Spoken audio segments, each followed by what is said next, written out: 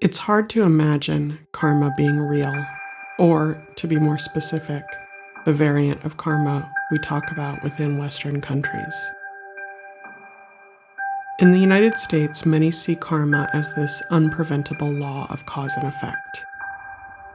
One's destiny shaped by either good or bad decisions. While karma comes from Buddhism and Hinduism, there are cultural hangovers from Christianity that echo this idea that we earn heaven or deserve hell. Karma comes from the Sanskrit word karman, meaning action, fate, effect. It's defined normally as the sum of a living being's actions in this form or previous forms of existence, with the sum of those actions deciding their fate in future existences. Informally, it's seen as the effect that follows one's choices or actions, but longer definitions unbury a timeline, a prehistory of past lives with all their crimes or kind deeds. Many trust karma to do the work of justice.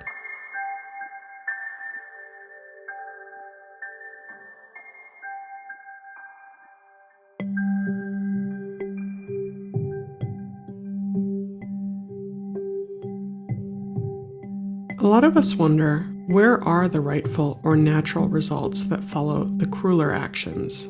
One topic within the history of LGBTQ+ activism starts in 1982. The journalist Lester Kinsolving asked Larry Spakes, the press secretary to the Reagan administration, about AIDS. Kinsolving says it's a pretty serious thing, clarifying that 1 in 3 people are dying from it.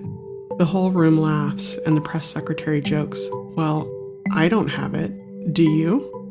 A year later, in 1983, thousands of people in the USA are dying from complications due to AIDS.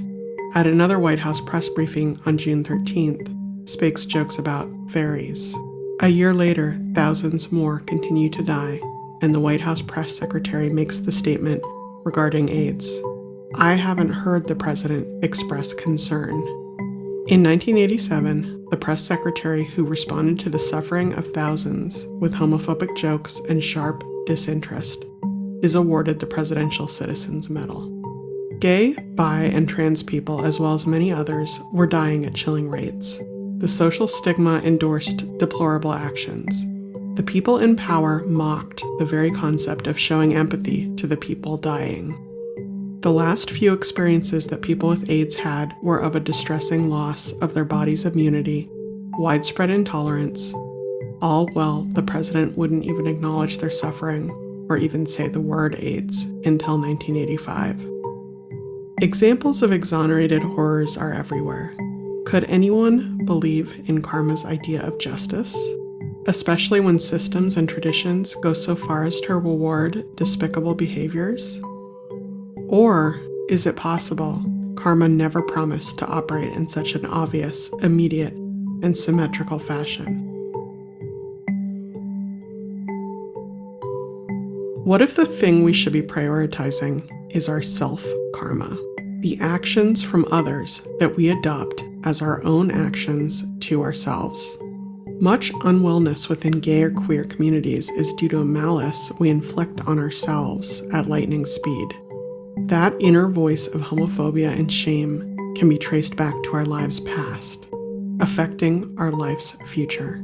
A voice of malice from our past, affecting our present inner voice, which then affects how we treat ourselves and others. Do we question how much we recreate the queer phobia we've been delivered? We'll never have healthy karma if our self-talk consists of senseless body shaming or instinctive self-disgust. It only leads to a stiff certainty that all successes will collapse or that entire rooms will unanimously mock us once we exit them. Even if those scenarios were sometimes true, and we should trust they won't always be, what could be achieved by us fulfilling the insecure actions of homophobes? We may need more than just awareness. It's not enough to just be here now. We should add to that a special kind of action, as the Eightfold Path mentions. Right action. While being here, do something too. Choose the action of love. At the center of homophobia, we can be present in our body, and we can love this beautifully queer body we inhabit. Having a practice is very helpful. We can reflect on the Buddha's 5 remembrances, which were 5 things the Buddha encouraged his followers to recite on a daily basis.